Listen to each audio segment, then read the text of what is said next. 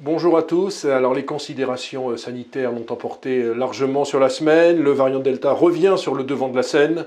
En Asie, c'est l'inquiétude qui revient. Les Jeux Olympiques de Tokyo pourraient même avoir lieu à huis clos, sans public. C'est une rumeur qui vient du Japon.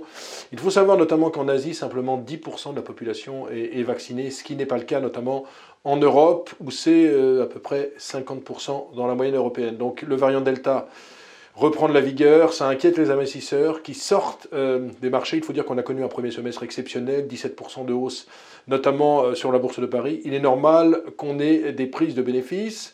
Du côté de la réserve fédérale américaine, c'est l'attentisme qui prévaut. Il n'y aura vraisemblablement pas de hausse des taux dans l'immédiat. Par contre, à l'issue des minutes de la Fed, on peut voir qu'il devrait y avoir un tapering, c'est-à-dire, vous savez que la Fed achète à peu près 120 milliards de dollars d'actifs par mois. Ce montant pourrait être réduit dans la mesure où l'économie américaine se porte bien, très bien même, entre 6 et 7% de croissance attendue.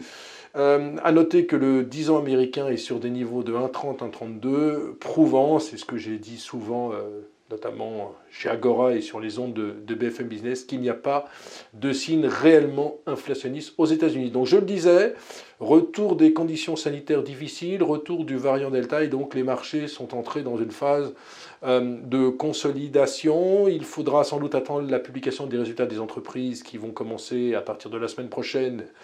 Et chez nous en France, plutôt vers le 20-22 juillet, pour en savoir plus. À noter qu'on attend une très forte hausse de la croissance des bénéfices cette année en France, de l'ordre de 70%, ce qui est beaucoup après une année, il est vrai, 2020, extrêmement difficile. Donc, il faut être vraiment très très prudent sur les actions en ce moment.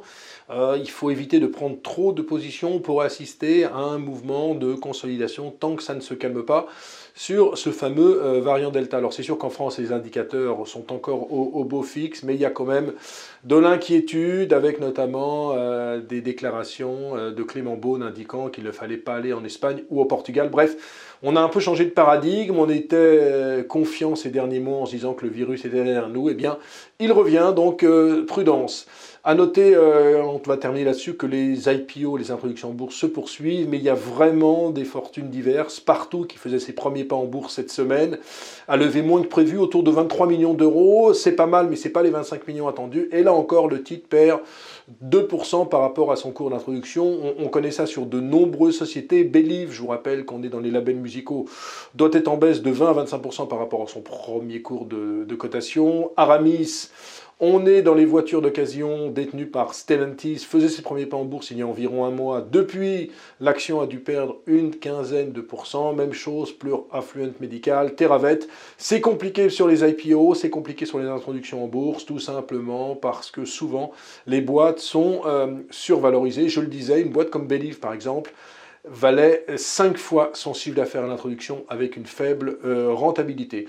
Donc en conclusion, il faut vraiment être prudent en ce moment sur les marchés actions. Ça ne m'étonnerait pas qu'on assiste à une vague de consolidation liée non pas aux considérations économiques qui sont toujours bonnes avec des indicateurs économiques en zone euro au plus haut depuis 15 ans, avec des États-Unis qui se portent bien, mais cette pandémie, notamment sur l'Asie, inquiète de plus en plus. Donc vraiment, cette vidéo est un message de prudence. Ne soyez pas trop investis avant les vacances estivales.